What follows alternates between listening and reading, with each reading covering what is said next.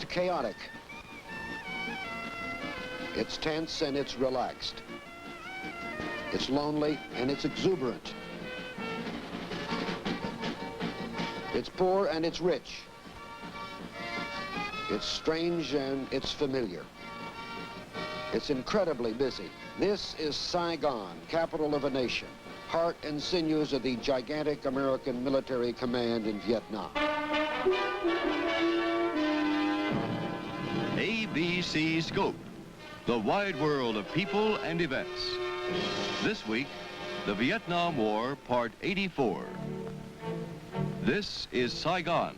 Here with that story is ABC correspondent John Scully. Almost 2 million Saigonese are jammed together in the homes, hovels, and estates of this once beautiful capital.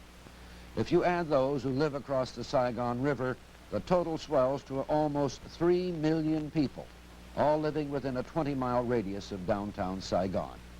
It's the capital of a country that's been at war for almost 20 years. It's the seat of government, the focal point of intrigue, and it's the headquarters for the United States Military Command. It's home, too, for some 500,000 refugees who fled to the big city to escape communist terror and the bombs and bullets from both sides. The full fury of the war has scarcely touched Saigon. It's relatively safe. Despite the danger of sudden sabotage and shooting in the streets, it attracts visitors, GIs on leave, and even American tourists anxious for a feel of the war. Finally, there are the newsmen. For them, Saigon is a dateline, a place to sleep, a mailbox. This is Saigon is a report on how all these people live. It's not meant to be a comprehensive survey, but just a glimpse at how it looks to someone who lives there. Mornings in Saigon begin with a Dawnbuster show with disc jockey, Army Specialist Kramer Haas. We'll join him after this message in just 1 minute.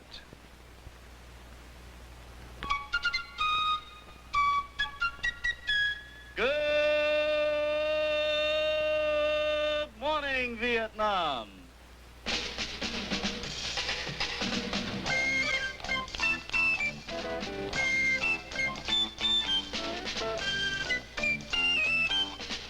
Our time is 19 minutes, 19 after 6 o'clock in the morning. We have all kinds of good music for everybody on this Dawnbuster for a Monday morning. Hope you'll come along and join us. This is your host, Army Specialist Kramer Haas, the record man.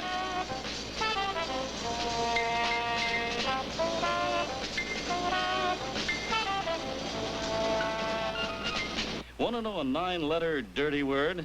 Inflation. Inflation is what happens when too much money starts chasing too few goods. It begins with buying too many piastres on payday and reflects in higher prices for food, taxes, souvenirs, laundry, and other items. Our time is 24 minutes after 6 in the morning. Kramer, the record man, in session with music, reminding you we'll have headline news for your information at 6:30. Way down south in the land of cotton, folks up north are soon forgotten. Look away, look away, look away, Dixieland. The story of Saigon is above all a story of two cities. Refugees have created an outer ring of shanty towns like this. In fact, this is less an urban quarter than a piece of land curiously sheltered from the war.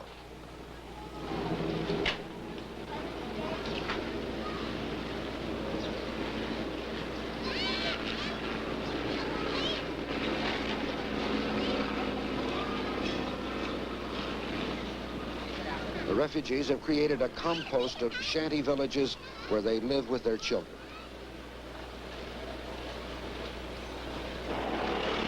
Then there is an inner ring. This is the old French business section, nowadays headquarters for the very visible American presence in Vietnam.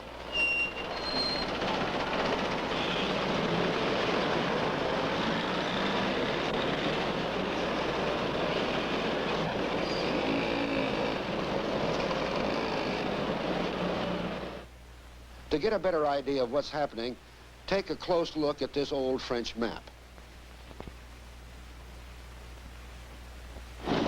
Saigon was once called the Paris of the East.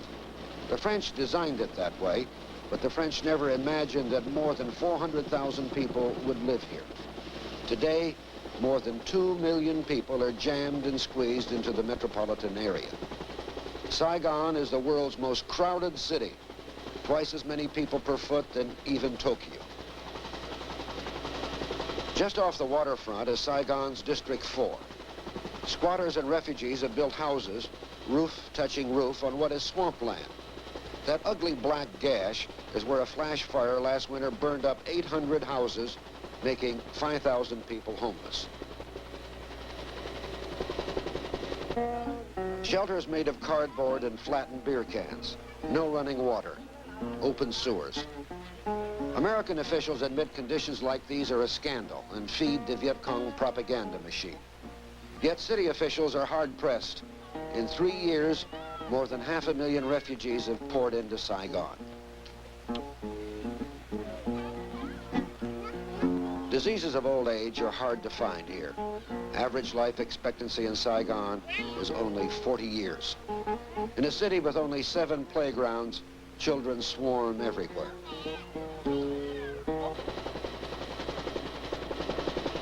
Yet there is a Saigon of the postcards, the one the French always remember with nostalgia.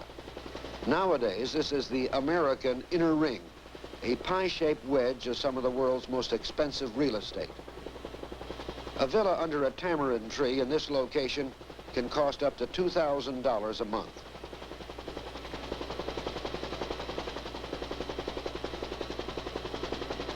Easily, Saigon's most dominant feature is the Saigon River.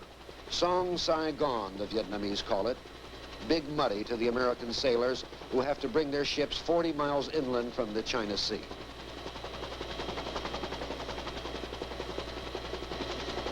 The helicopter drifts over the German hospital ship Helgoland. This is Trudeau Street, the street French legionnaires once called Rue Catinat, after the name of the troop ship that brought them to Indochina. This is the very heart of Saigon.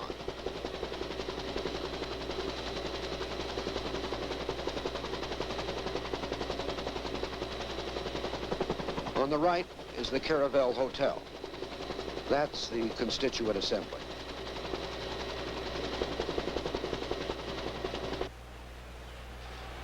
One of the few quiet parts of the city is the Saigon Zoo. Here in the park are giant banyan trees. Buddhists believe that spirits live in such places. In one of the banyan trees, an old lady has established a shrine. It's supposed to bring good luck to all who pray here. Win Thi Han from Hanoi is 22 years old. She's known to her American friends as Candy. Her father, a civil servant, earns 5,000 piastres a month, about $65. Candy earns 14 times as much as her father and twice as much as Premier Key. She's a B-girl, one of the more than 10,000 who now live and work in Saigon. Candy has just opened a bar called Whiskey A Go-Go, and she comes here to pray for good luck in her new business. Few Vietnamese go to Candy's bar, but that's all right with Candy. She prefers Americans. If I meet the American woman, I would speak with them. I would tell them about, if they, for sure they would, some of them they would ask me about, what do you think about American men? I would tell them about it. And I would like them very much, because American men, there's some, with the 80-90%, they're very kind people. They're very nice, very gentlemen. But I don't try to be as smart, but I try to be mine, because be mine as the woman I'm talking with. See a woman, I'm a woman too, so we both understand. So I know for sure she don't get mad the way I'm talking. That even she have a husband come to Vietnam, she would don't lose a husband, because all the husbands go back with their family. and white, everything like, no matter how much good time they have, they always come back with family. Tu Do is Vietnamese for freedom, and this is Freedom Street, the 5th Avenue of Saigon. GIs will spend $250 million in Vietnam this year, and a good deal of this spending will be done in Saigon. Papillon is French for butterfly. The astute owner has translated it for the new customers. With more bars than Chicago, competition for the GI dollar is lively.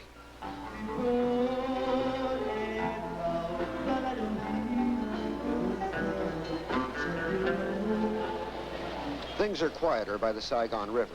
A short walk from Tu Do Street is the floating restaurant called My Con, meaning beautiful view. 2 years ago, a Claymore mine planted on the gangplank killed and wounded more than 100 Americans. Today, Americans rarely eat there. It's a tourist attraction. And Denise Schreiner from Denver, Colorado, is a tourist. Surprisingly, more than 20,000 tourists visited Vietnam last year. The Vietnamese National Travel Office actually welcomes visitors and offers what they call several delightful tours of the city.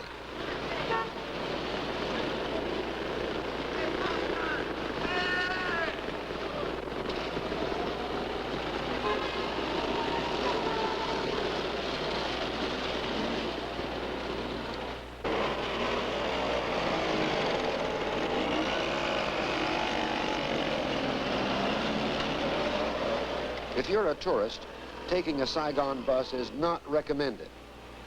There are only 70 of them for the 2 million Saigonese.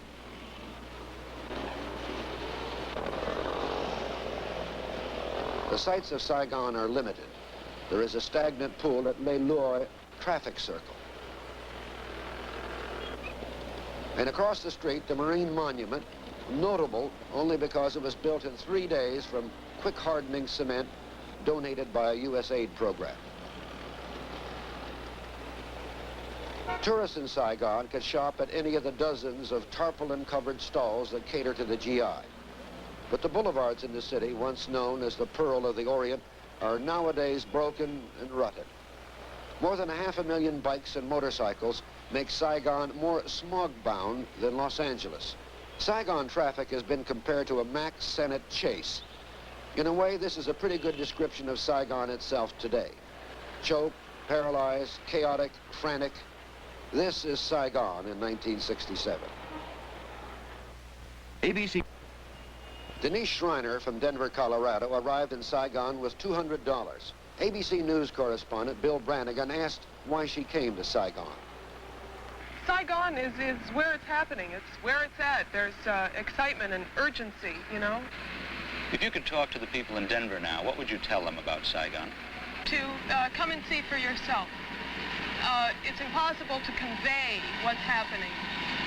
I don't know myself, but the pictures that you see at home on the TV screen, the reports that you read in the newspaper, the things that you hear on the radio, they're not real. They're not happening. The Vietnamese seem to be more or less afraid of the United States government. Everything that's done here that's new in any way, the old customs, the old traditions are theirs. But that's really all. They're converting hotels into military billets. Not for Vietnamese military, but for United States military. The bars and things on the streets, they're for American men. They're not for Vietnamese men. Everything is being designed so that it pleases the GI, it pleases the American government, not so that it pleases the Vietnamese population, and I don't feel that that's right. How much concerned were you with the Vietnam question before you left? Not much, to be perfectly honest. The Vietnam War didn't concern me because, like I was saying before, there are too many reports on it. Your mind gets dulled after a while, and you don't even hear it. You say, you know, if something really huge happens and they repeat it over and over, it might sink in. But, the Vietnam War, the anti-Vietnam War demonstrations and things like that annoyed me more than anything else, because what do they know? You know? They read the reports just the same as I did. And I don't know. It just didn't seem possible to me that they could get that upset over something that they hadn't really had any first-hand experience on. Aren't you a little bit afraid in Saigon? Saigon doesn't really frighten me. From what I've seen, it doesn't, I find it difficult to be afraid.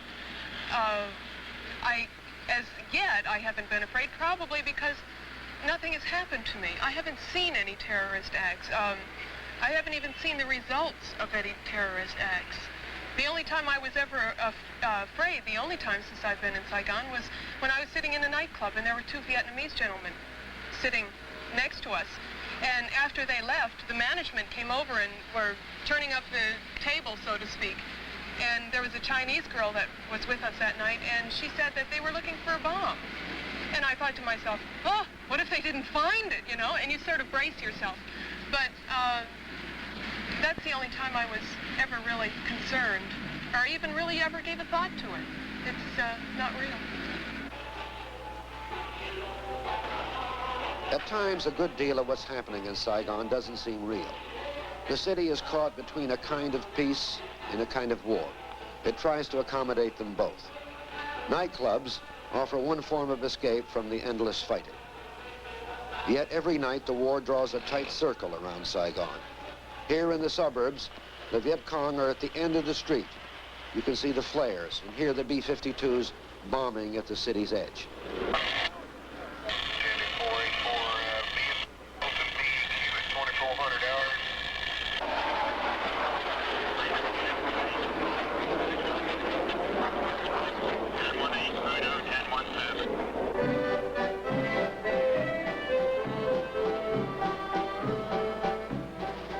But Saigon has lived through 22 years of war, revolution, and coups. In this Vietnamese officers' club, the war takes a back seat to the monthly dance.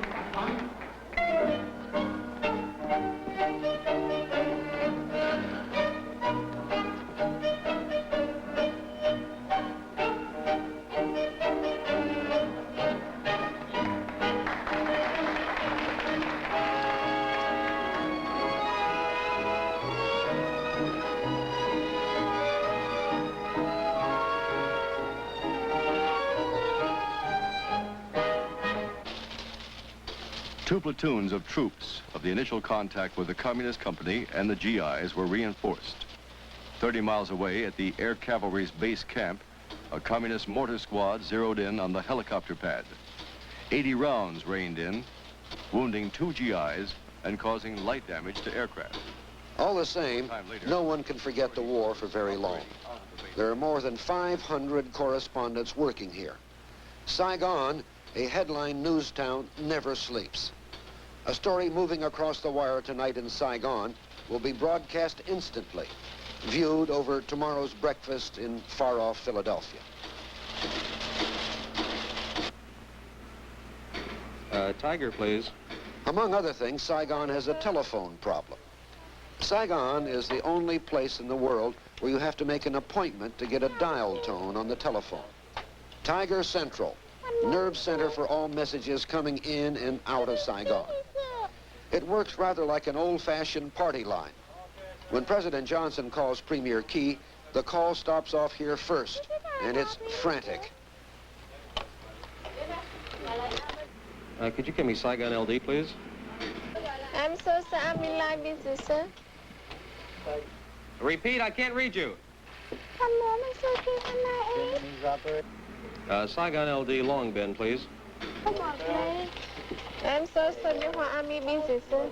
Yes, sir. Tiger, sir. Working. Vietnam's most famous voice, Miss Phi Hien. To everyone in Saigon, she's known as Squeaky. GIs, nostalgic for Vietnam, have been known to call from California just to hear her voice. This is push for operator, sir. Yes. The previous highest month was in February of this year, with 2,917. The breakdown of the figures for the week... Some people call it the longest running floor show in Saigon. To others, it is the 5 o'clock Follies, the daily briefing on the war at the United States Mission. And 69 others. Breakdown by region... A dense cloud of smog. The statistics and numbers are droned out by the official spokesman. And like the smog, the facts drift and settle on the Saigon press corps. This brings the total from January 1 through April 1 to 10,746. This compares with 5,521 during last year. Bob Erlandson, Vietnam correspondent for the Baltimore Sun, is working late on a story. He's spent a week with the hill people of central Vietnam, the Montagnard. Notice the bracelets, a gift from the tribesmen. The Communists are desperate for a mountain victory, declared Lieutenant General Vin Loc, Corps Commander, because they have been losing steadily in the highlands since 1965 and need to make a big noise. The enemy's 1965 Highlands campaign opened with an attack on an outpost at Play Me and ended in their disastrous defeat in the Yadrang Valley. This has been a routine war story for Erlandson, and though he doesn't know it yet, the next morning, along with ABC News correspondent Dave Snell, he's going out on what he thinks is another routine story. This time, he will be blown up by a Viet Cong mine. He will survive, and in Saigon later, he will write that story. Negative contact, car 9, wake up there. Saigon is quiet now. Most of the town is asleep.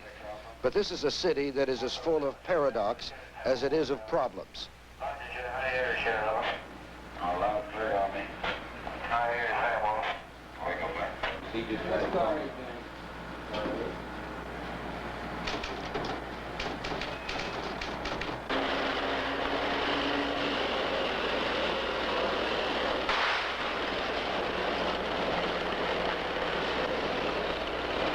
For the military police, these are the dangerous hours, the favorite time for Viet Cong attacks. Tense, troubled, at times joyful, at times dangerous, overcrowded, a city between peace and war. This is Saigon. Unless all the signs are wrong, we're going to hear a lot more about Saigon in the coming year. For the time being, public attention is on the countryside. That's where the fighting is going on. But it's worth remembering that 1 in 5 South Vietnamese live in Saigon, and 1 in 3 live in or near the cities totally controlled by the government. The plight of the cities is now worrying American planners. To relieve the congestion, to make Saigon a better home for the Vietnamese, for example, this summer, the more than 25,000 American troops will be moved out to a new headquarters some 20 miles away. This will give the Saigonese a tiny bit more room to breathe. Even more importantly, it will help ease the deluge of GI dollars that contribute to the inflation in the city. But everyone knows it's just a start. To restore the people's pride in their cities, to make them islands of safety in a sea of war, much more must be done in a dozen areas long neglected. It's difficult to believe that someone's attitude toward the war would be influenced by whether the garbage is picked up regularly, but it is. To the Vietnamese, it's a visible sign of whether the government cares about them or whether authority is breaking down in the face of enemy pressure. Saigon today is a grubby, frantic city, yes, but it's also where the roots of a future democratic and free Vietnam must be found and nurtured. This is John Scally in Washington.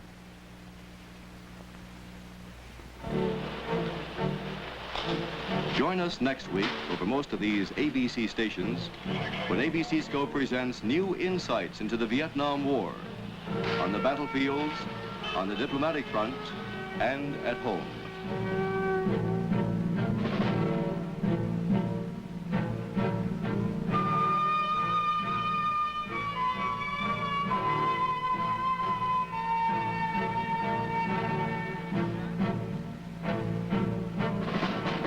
John Causier speaking. This has been a presentation of ABC News.